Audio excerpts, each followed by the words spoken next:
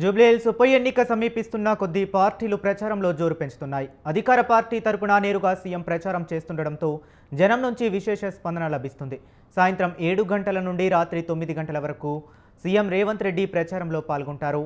7 గంటల నుంచి 8 గంటల వరకు బోరబండ డివిజన్లో సీఎం రేవంత్ రెడ్డి పర్యటించనున్నారు. అనంతరం 8 నుంచి 9 వరకు ఎర్రగడ్డ డివిజన్లో ప్రచారం చేయనున్నారు. ఇప్పటికే ప్రచారానికి కావాల్సిన ఏర్పాట్లు చేశారు అధికారులు. ఇక ఇదే అంశం గురించి మరింత సమాచారాన్ని మా కరెస్పాండెంట్ ఉషా ఫోన్ లైన్లో అందిస్తారు. ఉషా, చెప్పండి.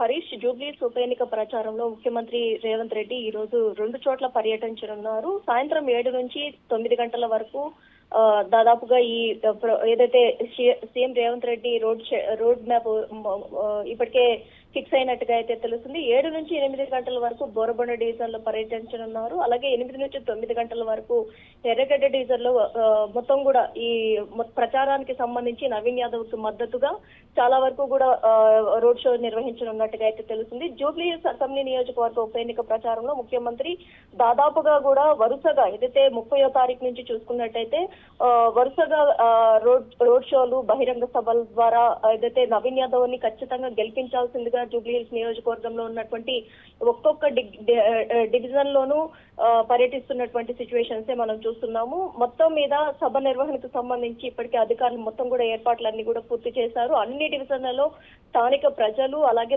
పార్టీ కార్యకర్తలు భారీగా పాల్గొనేలాగా ఈ మొత్తం కూడా చూసుకుంటున్నట్టుగా అయితే తెలుస్తుంది. ప్రచార సమయంలో ప్రతి డివిజన్ లో ముఖ్యంగా స్థానిక సమస్యల మీద ఫోకస్ చేస్తూ అభ్యర్థులను ఓట్లు వేసేందుకు ప్రజలను కోరనున్నారు ముఖ్యమంత్రి. అలాగే ఈ ప్రచారంలో కాంగ్రెస్ పార్టీ అభ్యర్థి విజయంపై ప్రభావం చూపేలా భారీగా ఏదైతే జనం కూడా గుమికూడేలాగా కూడా ఏదైతే కార్యకర్తలు ప్లాన్ చేస్తున్నట్టుగా అయితే తెలుస్తుంది. మొత్తం మీద చూసుకున్నట్లయితే ముఖ్యమంత్రి ఇవాళ రెండు చోట్ల పర్యటించనున్నటువంటి ఈ 2 మేజర్ ప్లేసెస్ బోరబండ అలాగే ఎర్రగడ్డ, ఈ 2 ప్లేసెస్ లో కూడా చాలా వరకు కూడా డివిజన్లలో ప్రచారం నిర్వహించనున్నట్టుగా అయితే తెలుస్తుంది.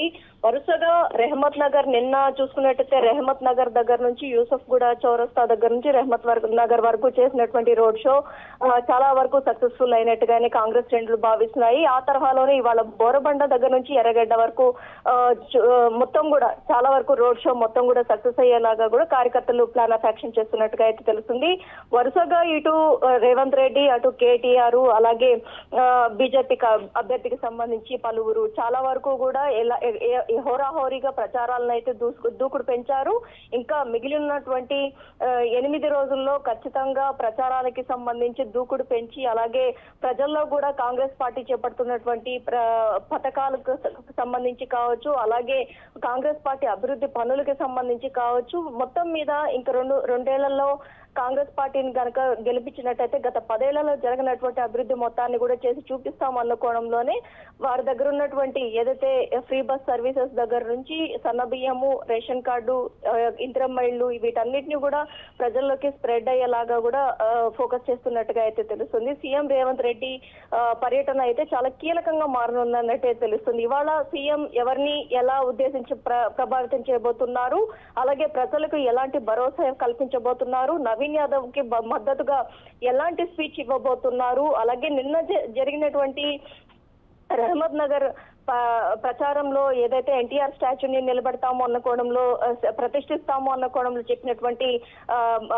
ఏదైతే ప్రమాణాలు ఏవైతే ఉన్నాయో వాటికి సంబంధించి కావచ్చు, ఇవాళ బోరబండ ఎర్రగడ్డ డివిజన్ లో ప్రధానంగా ఉన్నటువంటి సమస్యలు, ప్రజలు ఎదుర్కొంటున్నటువంటి బాధలు, వీటన్నిటికీ సంబంధించి ఎలాంటి పరిష్కార దిశగా ముందుకు వెళ్ళాలి అన్న కోణంలో కూడా ప్రతి ఒక్కరిని కూడా అడిగి తెలుసుకునే అవకాశం ఉన్నట్టుగా అయితే తెలుస్తుంది. ప్రజలకు భరోసా కల్పిస్తూ ఈ రోడ్ షోలు అయితే నిర్వహించనున్నట్టుగా అయితే తెలుస్తుంది.